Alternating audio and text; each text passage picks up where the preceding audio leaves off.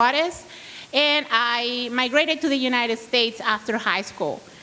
And one of the things that has been sort of one of the major obstacles during my academic years is that I was not an English speaker. I didn't know the language when I came to the United States.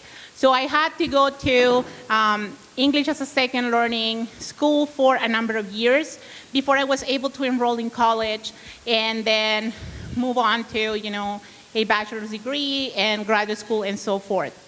And even as a graduate student in the last few years, I always struggle. I struggle speaking in public.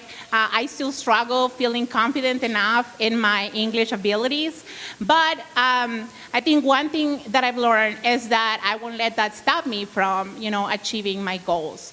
So no matter what your obstacles are, and for me, it was language and it was, other issues as well. But this was one thing that it was, like a little bit like a stone in my shoe along my academic path. But, still there a little bit. Now it's a tiny pebble, but still there. But I try on a daily basis in the classroom and just, on an everyday basis as a professor to not let me, not let that thing get on the way of me achieving my goals. And thankfully, I have wonderful colleagues and, a lot of support on my path. And whatever you decide to do in the future, just make sure to surround yourselves by supportive colleagues and supportive mentors. So thank you. Thank you for being here at this stage.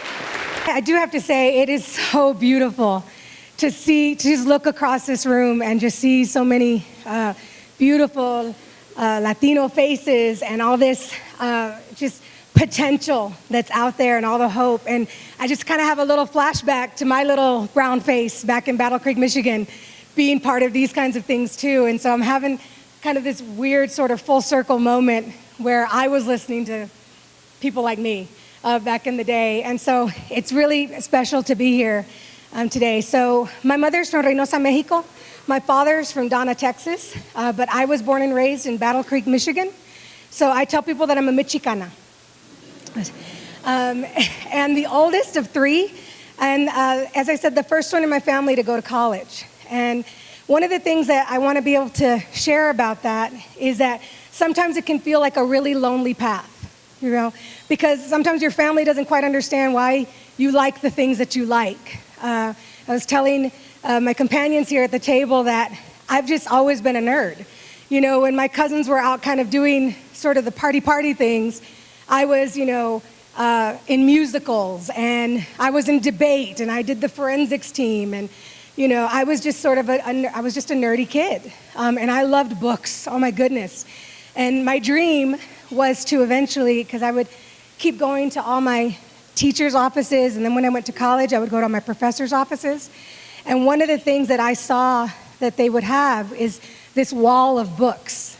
And I was just so amazed because I'm like, I can't believe they've read all these books. Now I know we haven't really read all of them, but my goal was that one day I was like, I'm going to have a wall of books, and so you end up just kind of doing that path and you have your own little kind of quirky dream. But it's really cool because now I have my own wall of books, full of everything that I want to read and everything that makes me feel like I belong in these spaces, and that I make this world a better place because of it. When I went to the University of Michigan, this is the last thing I'll share, I remember I was so amazed, I was so grateful that they accepted me, right? And of course, a lot of people were like, oh yeah, the only reason you got accepted to Michigan is because you're Hispanic, right? And so I kind of got that in my head too. So I kind of was walking around like, oh, it's so great that they let me in. It's so great that they let me in. And I had a professor sit me down and she said, you need to stop saying that. The University of Michigan is lucky to have you. You make this campus better. After that campus was mine. And I walked around like I owned that campus and that experience was mine. So I just wanted to share that with you all. You belong here. You make this place better. Don't let anyone take that from you. For the sentiments of my colleagues, it is just a wonderful privilege to see so many Latinos, young Latinos here this evening. Just briefly, I should not be here. And sometimes I wonder, why am I here? How did I get here? If I see my peers, my cousins, my friends from high school who were also Latinos, they did not do the things that I did. And so people remind me, well, you have special talents, you have special abilities, right? But I also know that I've been extraordinarily lucky. And what I want to say is that I have, I did not have a mentor that was also a Latino until I was 34 years old. So my entire public school life, and then my undergraduate, and then even my master's program, I did not have a mentor who was a Latino or Latina. And that boggles my mind. How is that possible? But then I also think about you who already have made connections of people who belong to your identity group, who have broken paths for you, who have now the ability to share wisdom with you, and that you can rely on. That is extraordinarily exciting to me, because now I know that there are resources for you that were not available to me. And I think about how lucky I was to have the right person at the right time intervene in my life. And had that not happened, I may have turned out completely different. And so I'll transition now to what perhaps is my greatest challenge in my life. And it's always difficult for me to talk about this because familia means so much to all of us. And yet in my case, and in a lot of cases for Latinos, my family was my greatest obstacle. I had to break new ground in my family, being the first to go to college, the first to leave home, the first to try to go into a different path in life. And my family didn't understand that. And my relationship with my family has always been difficult because of that. And so that is one of the risks that we take as Latinos, to go into a different path that perhaps our parents or grandparents undertook. And so my exhortation to you today is to be prepared that there may be difficult choices you have to make, but you have to have the long-term kind of goal and vision for yourself. Have the courage to take a chance on yourself, because you deserve it, you're worth it. And if, as my quote that I have in the little program here, the greatest threat to your own success is believing the limited expectations of others. There are others who do not think that you can do it. There are others who will tell you that's never been done, you cannot do that. And if you believe that, you are sabotaging yourself. Do not believe the haters, do not believe the people who don't think that you can do it. Aspire to be what you are born to be. Thank you. Thank you very much. Thank you very much, first of all, for the invitation. It's a pleasure to be here. I second the opinion of everybody else here. It's a pleasure to see all these young faces. It makes me feel very, very, very old. So it's really nice to see all this energy. So I'm originally from Argentina. I have a little bit of a different story from everybody else. I'm an old comer, I guess. I grew up in Argentina, in Buenos Aires, really big city. All my family's down there. I went to college. I had a degree in biochemistry down there, and I actually did my PhD down there. And then after finishing my PhD, I moved to Canada. I lived there for 2 years, and then I decided to stay in North America, and I come to work to Utah State.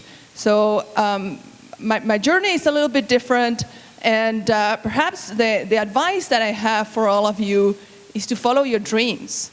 Find what you're passionate about, because that's going to make your life a lot easier and a lot more enjoyable. So once you find, it's hard, it's not easy, but once you find what you like, what you dream about, what would you like to be when you grow up, Follow your dreams and don't let anybody stop you.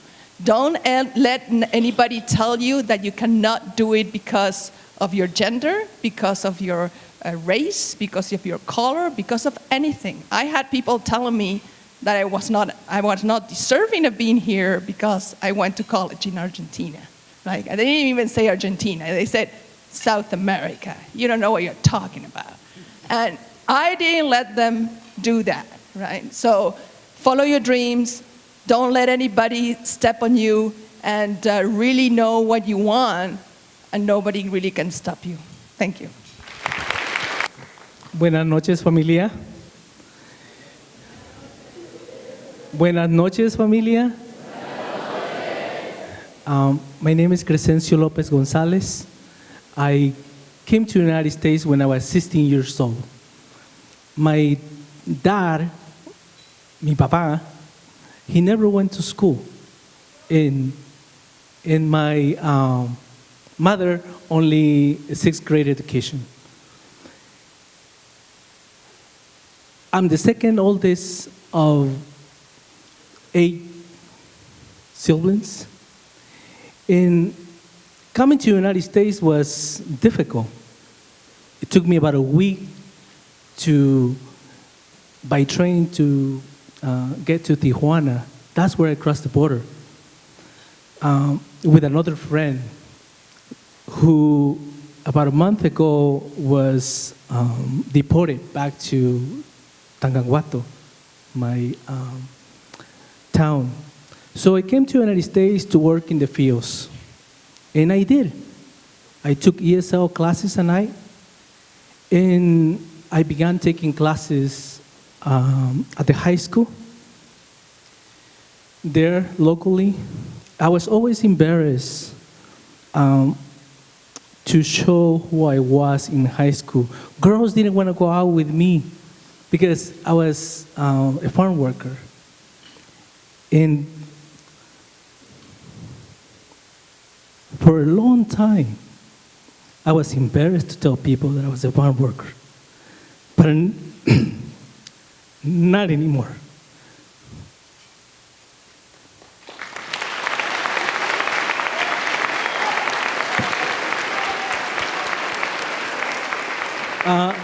Let me transition to my, by the way, I graduated from high school in the top 10 out of 170 students with 9 scholarships, went to UC Davis, and thought that I was ready for college, but not really.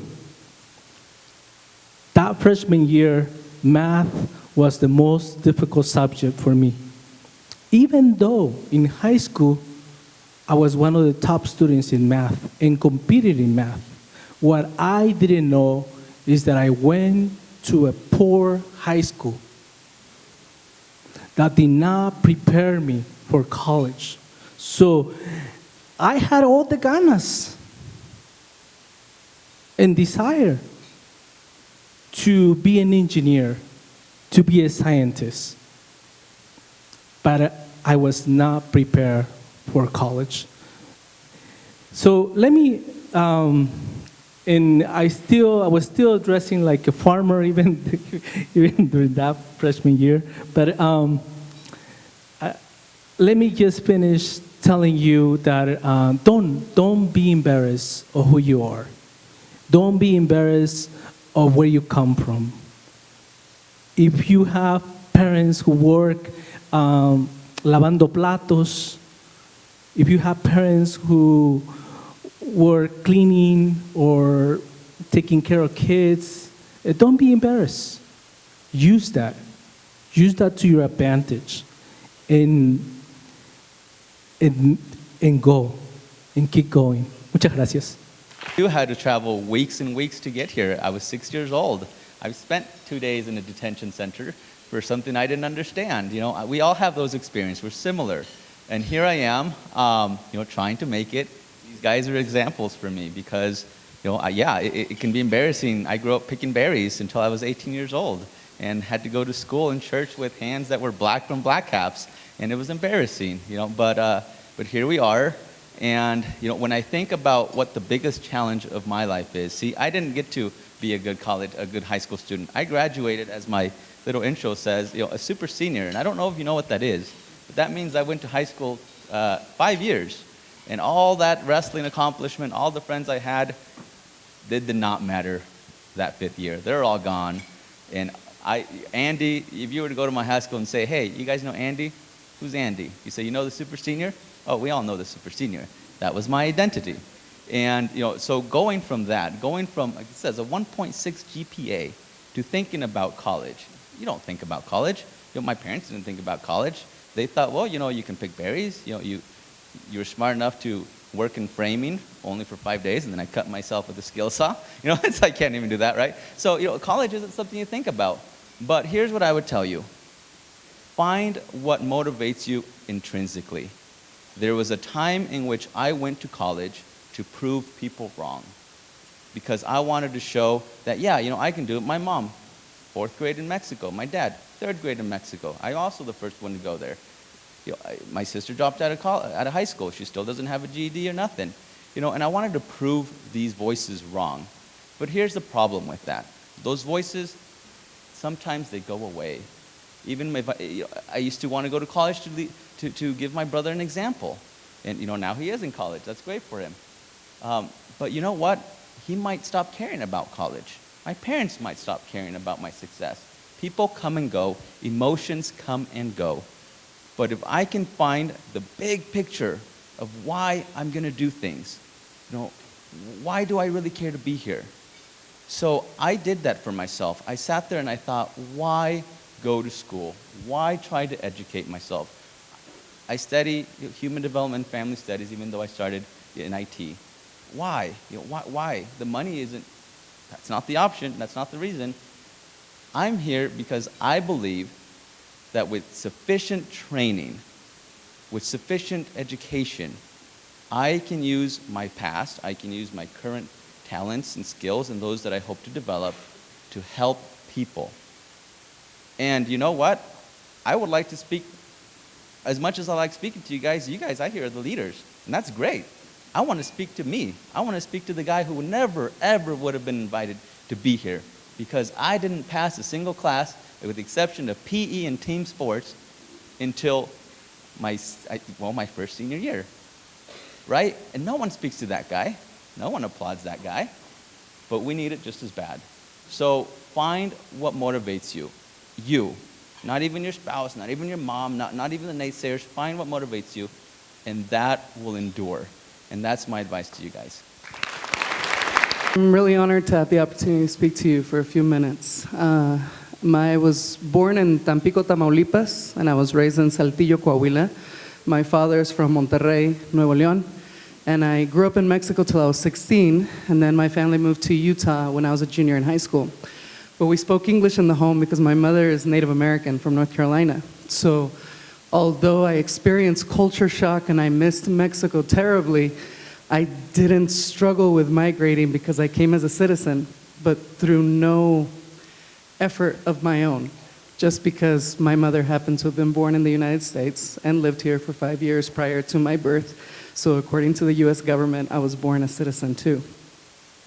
So as I saw my cousins struggle who did not have those papeles, and I saw my tías and my tíos struggle, I committed that I wanted to help solve those problems, and that's why I grew up to become an immigration attorney.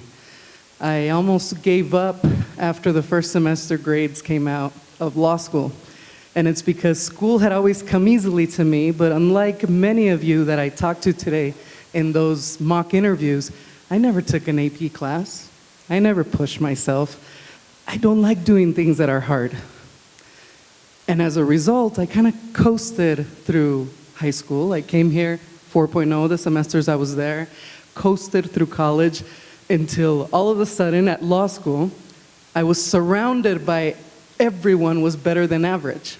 And that had always been good enough for me until that first semester grades.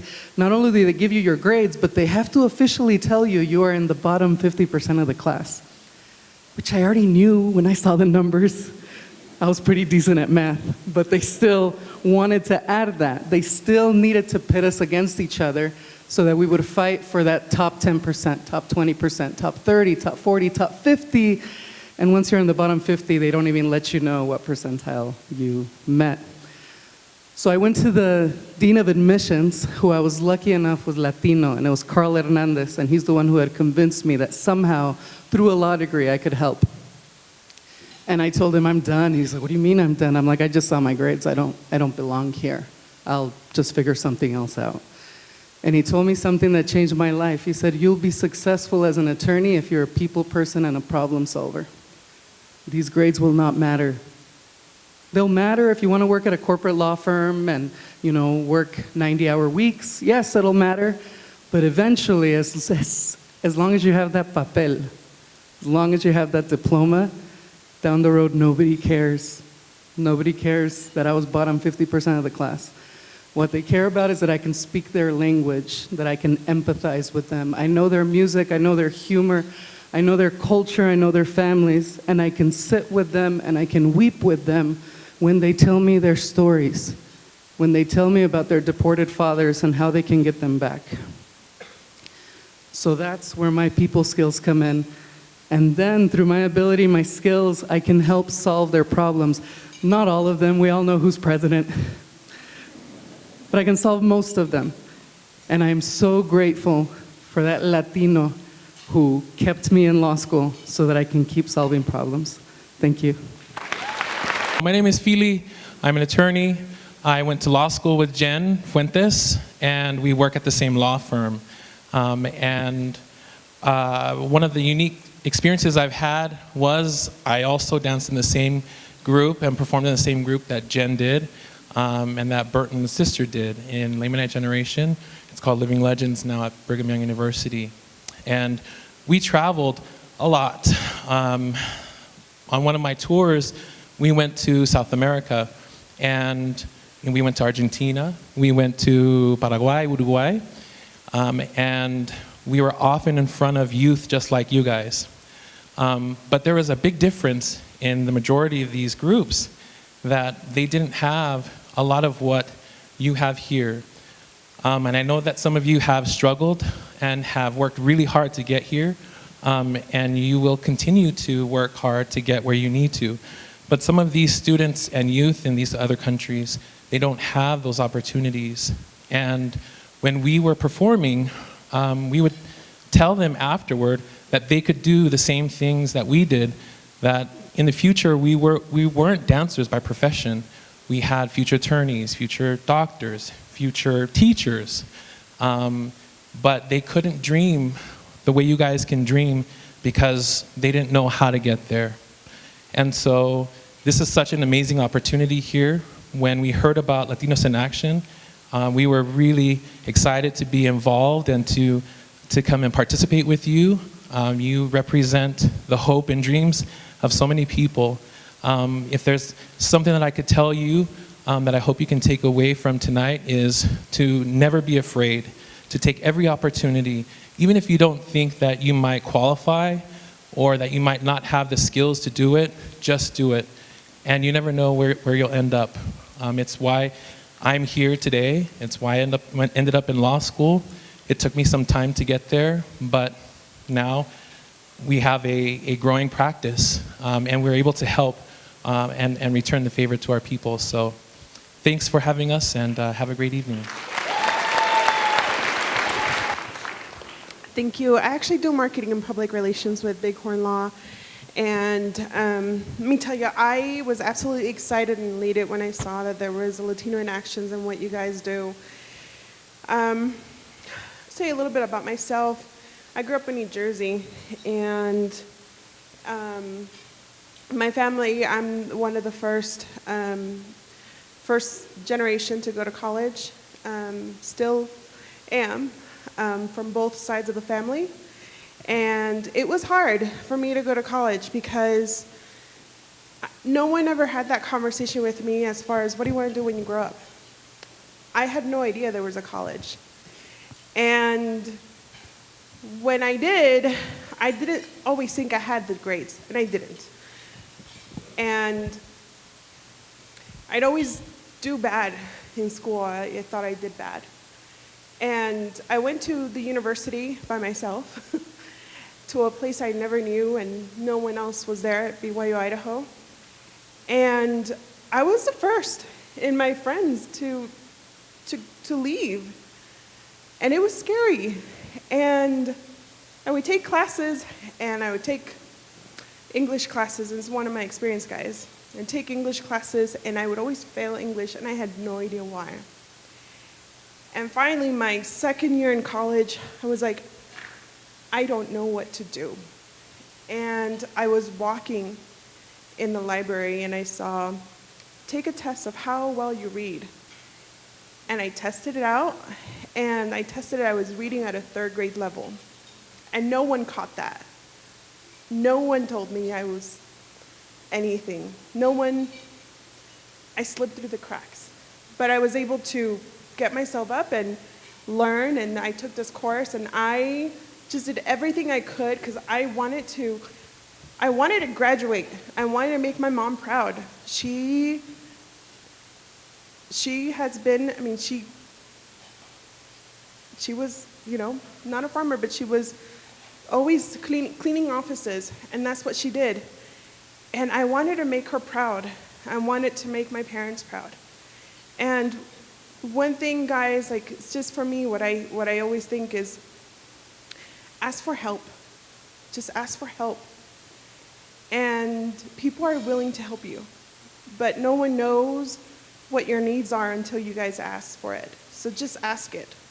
And other people, if you don't know what there is a problem, ask other people what are they struggling with. Because we all struggle, and we all need to pull each other together. We need to pull each other to do better. Thank you, guys. Thanks for my mom and my parents, getting good grades, stuff like that. I get to junior high school and I start struggling a lot, right? I don't have a sense of direction, a path forward. What am I gonna do with my life, right? At that young age, I was already thinking ahead. I joined Latinos in Action. It had recently started at the junior high school where I was, and my story is around Latinos in Action. I remember that one of my biggest concerns was paying for school because my parents were not making that much money, and I didn't want him to work double shifts and all that stuff. So I'm like, ¿Cómo le voy a hacer? How am I going to do this, right? And I asked the Latinos in Action teacher, and I stressed my concerns to her, and she's like, well, mijo, you know what you can do? You can get scholarships, right? You can get scholarships to pay for your tuition. You can get scholarships to pay for your room and board. You can get scholarships to pay for everything, right? And that was the first sense of inspiration to do something in my life that was greater than myself. I hadn't had, those curtains open to me that I could actually go to college and become someone in life.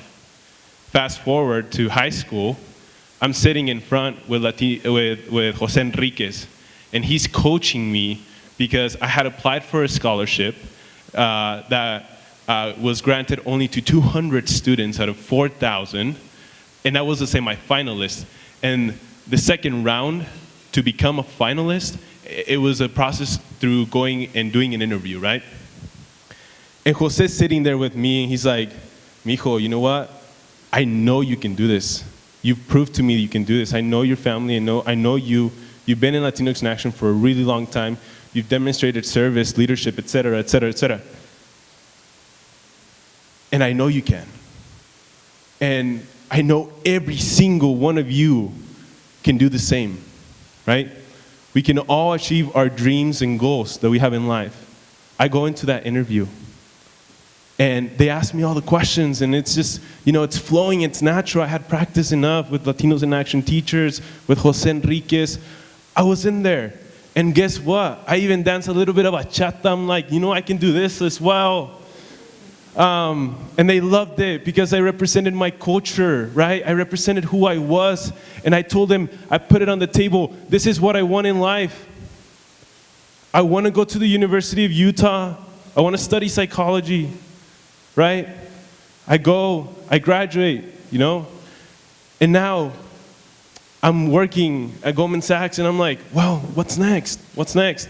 It doesn't stop for me Because that's what Latinos in Action taught me. It doesn't stop. You can achieve anything in this life, right?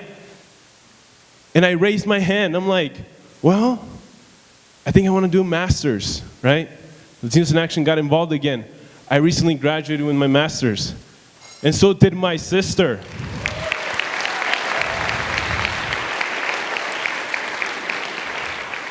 And it would not have happened, without all the help and support and resources Latinos in Action has provided for us. So I'd say to every single one of you students here, ride the Latinos in Action train all the way to the end and continue riding it forever. Continue giving back, because it's only going to make you a better person, and it's only going to take you where you want to go. Thank you. Everyone, I hope you've paid attention to all the other panelists because they are much wiser than I am. I just graduated with my master's degree from Utah State University in biological engineering, and I will be starting a job in Michigan in a few weeks. I just wanted to encourage all of you to be proud of who you are, proud of where you come from, and to always follow your dreams, and don't let anyone tell you that you can't do something, because you're looking right now at a Hispanic female engineer that sometimes got funny looks, but I'm still doing what I love to do. Came to Afton, Wyoming, the only Latino family in the whole county. My wife says I was a novelty, and that's why I was popular. I think it was my skinny legs, but that's another story. It is so crucial. A lot of the things that have been said. Reading. Please take the time to help your brothers and sisters, your little cousins in second grade to read. I've seen so many times we get passed on to the next grade and to the next grade. It's kind of like they're helping us as they help us through. They're doing us a disfavor. Please teach, learn, even at an older age, to read. It is so critical. When we got to the United States, a family took care of us by helping us learn English in 3 months before school started. I will be forever indebted to that family. We were the only Latino family, so obviously they were Americans. Just think of this. On a hillside, beautiful house, she put a trailer at the bottom of the hill in her beautiful land so that my family could live there, right? Is that amazing or what? The thing she did not know is that if she brought one family, there was going to be like 28 of us in that tiny little trailer.